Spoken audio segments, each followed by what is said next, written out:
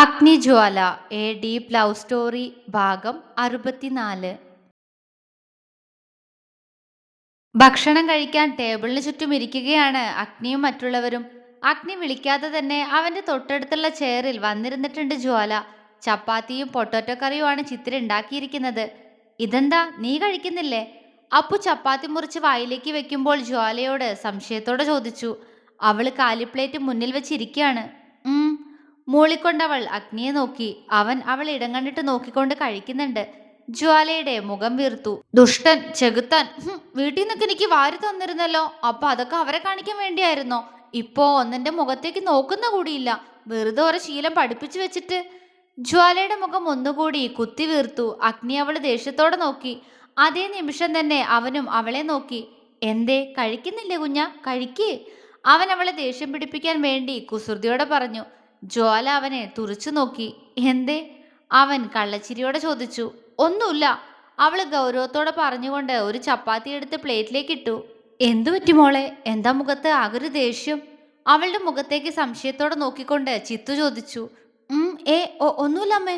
അവൾ അത്രയും പറഞ്ഞുകൊണ്ട് പരിഭവത്തോടെ അഗ്നിയെ നോക്കി. ചപ്പാത്തി കീറി കറിയിൽ മുക്കി അത് വായുടെ അടുത്തേക്ക് കൊണ്ടുപോയി. അവളത് ചുണ്ടോട് മുട്ടിക്കും മുന്നേ അഗ്നി ഒരു ചപ്പാത്തി പീസ് എടുത്ത് അവളുടെ വായ്ക്കടുത്തേക്ക് കൊണ്ടുവന്നു. അപ്പു അവരെ രണ്ടാളെയും മിഴിച്ചു നോക്കി. നിക്ക് വേണ്ട. ജ്വാല മുഖം വീർപ്പിച്ചു. അത് കണ്ടപ്പോ അപ്പുവിന്റെ മുഖം ഒന്ന് തെളിഞ്ഞു. അതാ ഞാനും ഓർത്തെ, എന്റെ ഏട്ടത്തി ഇങ്ങനെയല്ല. അവൻ മനസ്സിൽ ചിരിയോടെ ചിന്തിച്ചുകൊണ്ട് ഗ്ലാസ്സിലെ വെള്ളമെടുത്ത് ചുണ്ടോട് ചേർത്തു. അഗ്നി ജ്വാലയെ കുറുമ്പോടെ നോക്കി. ഹലോ, പിണങ്ങിയോ? ഞാൻ നീയായിട്ട് എന്നോട് ചോദിക്കുന്നുണ്ടോന്ന് അറിയാൻ ചാടിയിട്ടതല്ലേ. നിക്ക് വേണ്ട. അഗ്നി പറഞ്ഞതും അവള് വീണ്ടും കലിയോടെ പറഞ്ഞു. അങ്ങനെ പറയല്ലേ, കഴിക്കടോ. അവൻ സ്നേഹത്തോടെ പറഞ്ഞു. അവരെ തന്നെ നോക്കിക്കൊണ്ട് വെള്ളം കുടിച്ച അപ്പുവിന്റെ കണ്ണൊന്നു മിഴിഞ്ഞു. അടുത്ത നിമിഷം ജ്വാല ചിരിയോടെ അവന്റെ കയ്യിൽ നിന്നും ചപ്പാത്തി വാങ്ങി കഴിക്കുന്നത് കണ്ട് അപ്പു കുടിച്ച വെള്ളം നെറുകയിൽ കയറി ചുമയ്ക്കാൻ തുടങ്ങി. പക്ഷെ ജ്വാലയും അഗ്നിയും അത്ഭുതത്തോടെ നോക്കിയിരിക്കുന്ന ചിത്രയും മോഹനും അതൊന്നും അറിഞ്ഞിരുന്നില്ല. അവരുടെ കണ്ണുകളെ പോലും വിശ്വസിക്കാനാവാതെ ഇരിക്കുകയാണ് രണ്ടാളും. അഗ്നിയും ജ്വാലയും അപ്പുവിനെ നോക്കി. ചുമച്ച് ചുമച്ച് അവന്റെ കണ്ണിൽ നിന്നെല്ലാം വെള്ളം വരുന്നുണ്ട്. പക്ഷെ ചെക്കൻ അപ്പോഴും അഗ്നിയെ ജ്വാലയെ നോക്കിയിരിക്കുകയാണ്. അമ്മേ, അവന്റെ തലയിലൊന്ന് തട്ടിക്കൊടുത്തേ! അഗ്നി ആകുലതയോടെ ചിത്തിരയോട് പറഞ്ഞു. ചിത്തിര അപ്പോഴാണ് അപ്പുവിനെ നോക്കിയത്. എന്താടാ ഇത്? അവനെ നോക്കി കലിയോട് പറഞ്ഞുകൊണ്ട് ചിത്തിര അവന്റെ തലയിൽ ചെറുതായി 2 തട്ടുകൊടുത്തു. അപ്പുവിന്റെ ചുമ നിന്നു. ഇതൊക്കെ എപ്പാ? ശ്വാസം നേരെ കിട്ടിയതും അവൻ ഒരലർച്ചയോടെ കണ്ണു മിഴിച്ചുകൊണ്ട് അഗ്നിയോട് ചോദിച്ചു. എന്ത്? കാര്യം മനസ്സിലായിട്ടും അഗ്നി ഒന്നും മനസ്സിലാവാത്തതുപോലെ ചോദിച്ചു. ഏട്ടത്തി, ഏട്ടൻ എന്നോട്ട് ഇവൾക്ക് വാരി കൊടുക്കാൻ തുടങ്ങിയേ? ഡി ഏട്ടത്തി, ഇതൊക്കെ എപ്പാ? അവൻ ജ്വാലയോട് ചോദിച്ചു. മോഹനും ചിത്തു അതറിയാൻ എന്ന പോലെ അവളെ ആകാംക്ഷയോടെ നോക്കി.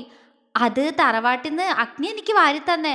അഗ്നി വാരിത്തന്ന നല്ല സ്വാദാ, അവൾ ആവേശത്തോടെ പറഞ്ഞു. അഗ്നി ചിരിയോടെ അവളെ നോക്കിയിരുന്നു. പക്ഷെ അപ്പുവിന്റെ നോട്ടം ആ സമയം കണ്ണു മിഴിച്ചിരിക്കുന്ന ചിത്തിരയിലും മോഹനിലും ആയിരുന്നു. ജ്വാല അഗ്നിയെ അഗ്നിയെന്ന് വിളിക്കുന്നത് കേട്ട് രണ്ടും കിളിപോയ പോലെ ഇരിക്കുകയാണ്. അത് കണ്ട് അപ്പു പൊട്ടിച്ചിരിച്ചു. ചിത്തു അവനെ കൂർപ്പിച്ചു നോക്കി. എന്തൊക്കെയായിരുന്നു ഇത്രയും നേരം? രണ്ടും കൂടി എന്നെ കളിയാക്കിയേ. എന്നിട്ട് ഇപ്പൊ എന്തു പറ്റി? രണ്ടാളുടെ കണ്ണ് തുറച്ചിപ്പോ പുറത്തേക്ക് വരുമല്ലോ. അവൻ പുച്ഛിച്ചു. അപ്പു! മോഹൻ അവനെ കപടദേഷ്യത്തോടെ വിളിച്ചു. അത് കണ്ട് അപ്പു ചിരിയോടെ വീണ്ടും കഴിക്കാൻ തുടങ്ങി. ഈ ആരവേട്ടനെന്താ വട്ടായോ? അവന്റെ ചിരി കണ്ട് ജ്വാല ചോദിച്ചു. ഇങ്ങനെ പോയാ എനിക്ക് വട്ടാവും. പൊന്നുമോള് ഫുഡ് തട്ടിയിട്ട് പോയി കിടന്നുറങ്ങാൻ നോക്ക്. ചുണ്ടുകൊട്ടി അവളോട് അത്രയും പറഞ്ഞുകൊണ്ട് അപ്പു പ്ലേറ്റുമായി എണീറ്റ് പോയി. അത് കണ്ട് മുഖം വീർപ്പിച്ച് ജ്വാല അഗ്നിക്ക് നേരെ വാ തുറന്നു കൊടുത്തു. അവൻ വീണ്ടും അവൾക്ക് വാരിക്കൊടുത്തു. അല്ല, എന്ന് തുടങ്ങി ഈ അഗ്നി എന്നുള്ള വിളി? ഇവിടെ നിന്ന് പോകുന്നത് വരെ അങ്ങനെ ആയിരുന്നില്ലല്ലോ വിളിച്ചിരുന്നേ. ചിത്തിര കുറുമ്പോടെ ജ്വാലയ്ക്ക് നേരെ തിരിഞ്ഞു. ജ്വാലയ്ക്ക് അവരുടെ ചോദ്യം കേട്ട് ചമ്മല് തോന്നിയെങ്കിലും അത് മറച്ചു വെച്ചുകൊണ്ട് അവൾ അവരെ നോക്കി ചിരിച്ച് ഉണ്ടായതെല്ലാം പറഞ്ഞു. അത് നന്നായി എന്തായാലും. അല്ലെങ്കിലും ആരെങ്കിലും സ്വന്തം ഭർത്താവിനെ അവന്റെ അനിയന്റെ പേര് കൂട്ടി വിളിക്കുവോ? ആരവേട്ടന്റെ ഏട്ടനാണത്രേ. ചിത്തു കളിയാക്കി. അഗ്നി! ജ്വാല ചിണുങ്ങി. അമ്മ, എന്റെ കുഞ്ഞിനെ കളിയാക്കാതെ. എന്റെ കുഞ്ഞ് ഇനി എന്നെ അങ്ങനെയൊന്നും വിളിക്കില്ല. അഗ്നിന്ന് വിളിക്കൂ, അല്ലേ കുഞ്ഞ? അവൻ വാത്സല്യത്തോടെ ചോദിച്ചു. അവൾ അതേയെന്ന പോലെ തലകുലുക്കി. അത് കണ്ട് മോഹനും ചിത്തിരയും പരസ്പരം നോക്കിയൊന്ന് പുഞ്ചിരിച്ചു. പിന്നെ അഗ്നി എന്നല്ലാതെ വേറെ പുതിയൊരു പേര് കൂടി ഇവളെനിക്ക് തന്നിട്ടുണ്ടമ്മ. അഗ്നി ജ്വാലയെ പാളി നോക്കി. ജ്വാല ഞെട്ടലോടെ അവന്റെ മുഖത്തേക്ക് നോക്കി. അവൻ പറയട്ടെ എന്ന പോലെ അവളെ നോക്കി പുരികമൊന്ന് ഉയർത്തി. അവൾ വേണ്ട എന്ന പോലെ കണ്ണുകൊണ്ട് ദയനീയമായി പറഞ്ഞു. അതെന്ത് പേരാ ഏട്ടാ? അതുവരെ സംസാരിച്ചതൊന്നും കേൾക്കാതെ കൃത്യമായി ലാസ്റ്റ് പറഞ്ഞത് മാത്രം കേട്ടുകൊണ്ട് അപ്പു കിച്ചണിൽ നിന്ന് വന്ന് ചോദിച്ചു. അതെ, അതെന്തു പേരാ? മോഹനും അറിയണം. പക്ഷേ ചിത്തിര ഒന്നും മിണ്ടാതെ ജ്വാലയുടെ മുഖത്തെ പതർച്ച നോക്കുകയായിരുന്നു ആ സമയം. ഏട്ടാ പറ, അപ്പു ആകാംക്ഷയോടെ ചോദിച്ചു. സൗകര്യമില്ല, അതവൾ എന്നെ വിളിച്ചതല്ലേ. ഇപ്പത് ആരും അറിയണ്ട. എല്ലാവരും അറിയാനാവുമ്പോ അവൾ എല്ലാവരുടെയും മുന്നിൽ തന്നെ വിളിച്ചോളും. ഒന്ന് പോടർക്ക. അഗ്നി അപ്പുവിനെ നോക്കി പുച്ഛിച്ചു. അപ്പു പല്ലുകടിച്ച് പൊട്ടിക്കുന്നുണ്ട്. വല്ലാതെ പൊട്ടിക്കണ്ട, അതിങ്ങനെ പോയാ ആ പൊന്നു തന്നെ കൊഴിച്ചിട്ടോളും. അഗ്നി അവനെ കളിയാക്കി. ഏട്ടാ, ഏട്ടനും തുടങ്ങിയോ? അപ്പു അഗ്നിയോട് ദേഷ്യത്തോടെ ചോദിച്ചുകൊണ്ട് ചാടിത്തുള്ളി അവന്റെ റൂമിലേക്ക് പോയി. അത് കണ്ട് ചിരിയോടെ അഗ്നി ജ്വാലയ്ക്ക് വാരിക്കൊടുത്തു. പൊന്നോ, കിച്ചുവിന്റെ അനിയത്തിയല്ലേ അത്? ആ കുട്ടി എന്തിനാ അപ്പുനെ തല്ലുന്ന കണ്ണാ? മോഹൻ സംശയത്തോടെ ചോദിച്ചു. ഏയ്, അത് ഞാൻ ചുമ്മാ പറഞ്ഞതാ അച്ഛാ.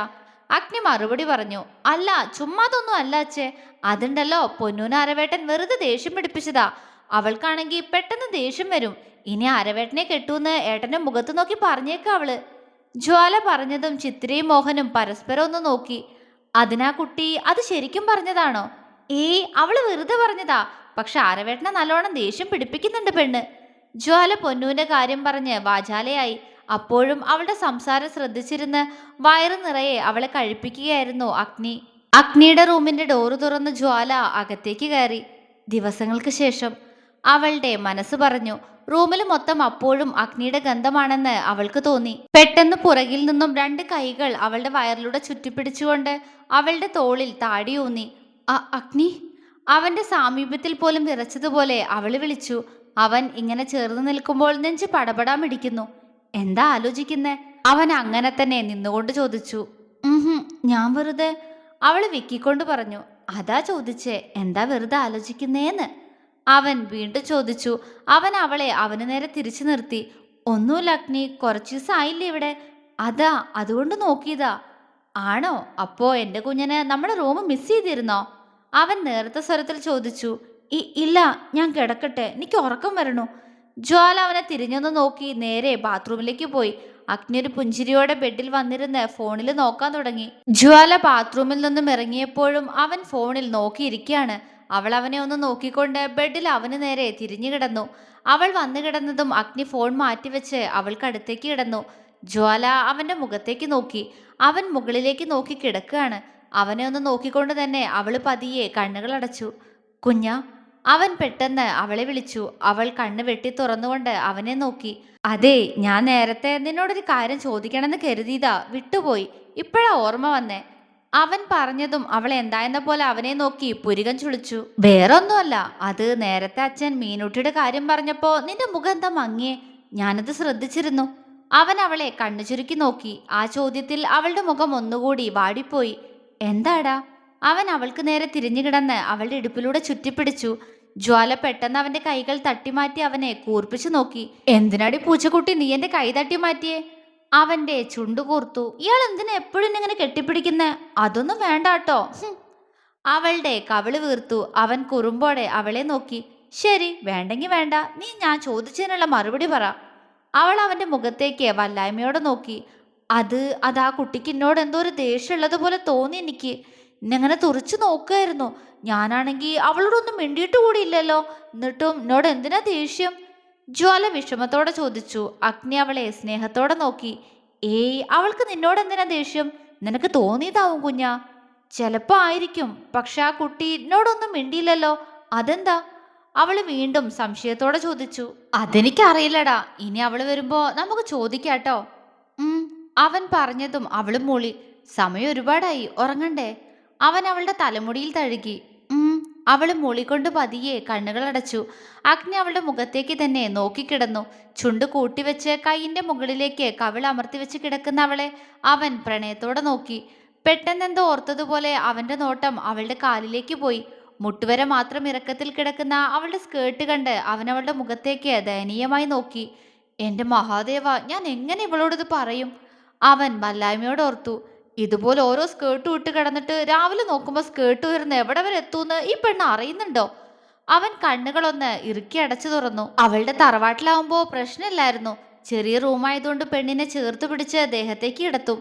ആദ്യമൊക്കെ കുറെ കുതറാൻ ശ്രമിച്ചാലും പിന്നെ അടങ്ങിക്കിടക്കും. രാവിലെ അവൾ നേരത്തെ ഉണരുകയും ചെയ്യും. പക്ഷെ ഇവിടെ അവനൊന്ന് നിശ്വസിച്ചുകൊണ്ട് അവളുടെ മുഖത്തേക്ക് നോക്കി. അതേസമയം തന്നെ അവൾ കണ്ണുകൾ തുറന്ന് അവന്റെ മുഖത്തേക്ക് നോക്കി. തന്നെ നോക്കിക്കിടക്കുന്ന അഗ്നിയെ അവൾ അമ്പരപ്പോടെ നോക്കി. എന്താ അഗ്നി ഉറങ്ങാതെ എന്നെ നോക്കിക്കിടക്കുന്നേ? അവൾ സംശയത്തോടെ ചോദിച്ചു. അവൻ പെട്ടെന്ന് അവളിലേക്ക് അമർന്നു വന്നു. ജ്വാല അവൻ എന്താണ് ചെയ്യുന്നതെന്ന് മനസ്സിലാക്കുന്നതിന് മുന്നേ അവന്റെ മുഖം അവളുടെ മാറിടത്തിലേക്ക് അമർന്നു കഴിഞ്ഞിരുന്നു. ജ്വാല ഏങ്ങിക്കൊണ്ട് വില്ലുപോലെ വളഞ്ഞുപോയി. മാറിടത്തിൽ അറിയുന്ന അവന്റെ നിശ്വാസ ചൂട്. അവളൊന്ന് വിറച്ചു.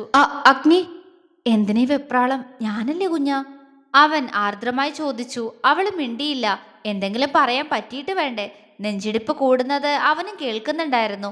ജ്വാലയുടെ കൈ അവളുടെ വസ്ത്രത്തിൽ മുറുകി. കുഞ്ഞാ, അതൊക്കെ പോട്ടെ, നീ തടഞ്ഞാലും ഞാനിവിടെ കിടക്കും. അത് വിട്. എനിക്കിപ്പോ നിന്നോട് വേറൊരു കാര്യം പറയാനുണ്ട്.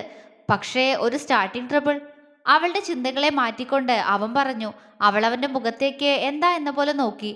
അത് പറയുമ്പോ നിനക്കെന്നോട് ദേഷ്യം തോന്നരുത്. അവൻ പറഞ്ഞതും അവളുടെ പുരികം വളഞ്ഞു. അതില്ലേ എൻ്റെ കുഞ്ഞൻ, പകലൊക്കെ എന്ത് ഡ്രസ്സ് വേണമെങ്കിലും ഇട്ടോ, എനിക്ക് ഒരു കുഴപ്പമില്ല. പക്ഷെ രാത്രി നമുക്ക് സ്കേർട്ട് വേണ്ടടാ. അവൻ പറഞ്ഞതും അവൾ അവനെ പകപ്പോടെ നോക്കി. സ്കേർട്ട് വേണ്ടാന്നോ? ജ്വാല വെപ്രാളത്തോടെ അവളുടെ സ്കേർട്ടിൽ മുറുകെ പിടിച്ചു. അത് കണ്ട് അഗ്നി നാക്ക് കടിച്ചു. അയ്യേ, അതല്ല, സ്കേർട്ട് വേണ്ട, പകരം വല്ല ഷോർട്ട്സ് പാൻസ് വല്ലതും എടുത്തിടാൻ. അല്ലാതെ നീ ഉദ്ദേശിച്ച പോലെ ഒന്നും വേണ്ടെന്നല്ല. അവൻ അവളുടെ കവിളിൽ പിച്ചി. ഓ, അവൾ ആശ്വാസത്തോടെ തലയാട്ടി. എങ്കിലും കണ്ണുകളിൽ സംശയം. അതെന്തിനാ അഗ്നി? അവൾ അവളുടെ മാറിൽ കിടക്കുന്ന അവനോടായി ചോദിച്ചു.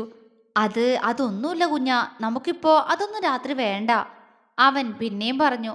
അതെന്താ അങ്ങനെ? കാരണം പറ. എനിക്ക് നല്ലതല്ലേ ഇങ്ങനത്തെ ഡ്രസ്സ്? അവൾ വിഷമത്തോടെ ചോദിച്ചു.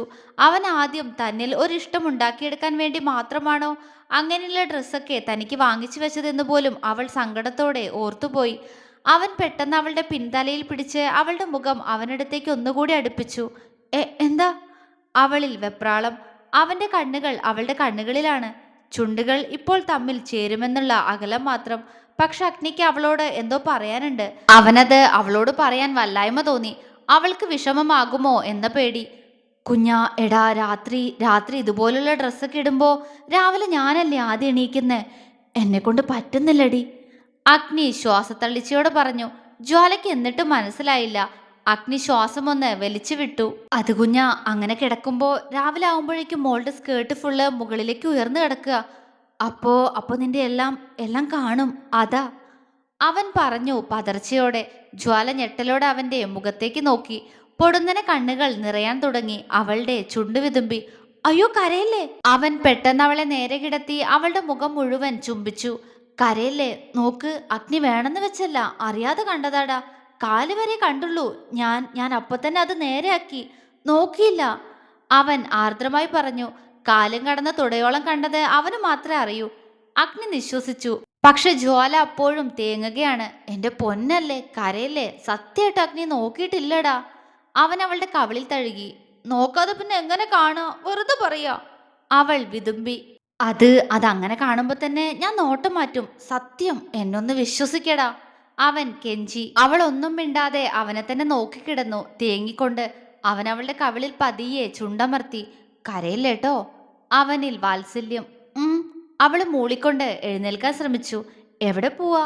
അവൾ അവിടെ തന്നെ പിടിച്ചു കിടത്തിക്കൊണ്ട് അവൻ ചോദിച്ചു. ഡ്രസ്സ് മാറ്റാൻ. അവൾ അവന്റെ മുഖത്തേക്ക് നോക്കി പറഞ്ഞു. ഇന്ന് വേണ്ട, ഇന്നിങ്ങനെ കിടന്നോ, നാളെ തൊട്ട് മതി. ഡ്രസ്സ് പൊന്തും. അവൾ പതിയെ പറഞ്ഞു. അത് സാരമില്ല, ഞാൻ നേരാക്കി തരാം. അവൻ കണ്ണിറുക്കി. അവൾ അവനെ കണ്ണു കൂർപ്പിച്ചു നോക്കി. അത് കണ്ട് അഗ്നി പൊട്ടിച്ചിരിച്ചു. എന്റെ കുഞ്ഞനിത് എന്തൊരു പാവാ. എന്റെ ജീവനല്ലടി പെണ്ണേ നീ. നാളെ രാവിലെ അങ്ങനെ കണ്ട അഗ്നി കണ്ണടച്ച ഡ്രസ്സ് നേരെ ഇട്ട് തരാം. പക്ഷെ നാളെ തൊട്ട് രാത്രി സ്കേർട്ട് വേണ്ട കേട്ടോ. അവൻ ചിരിയോടെ പറഞ്ഞു. ഞാനിത് മാറ്റിയിട്ട് കിടക്കാം. ഇല്ലാച്ചാ അയ്യ വേണ്ട, ഡ്രസ്സ് ഉയരും.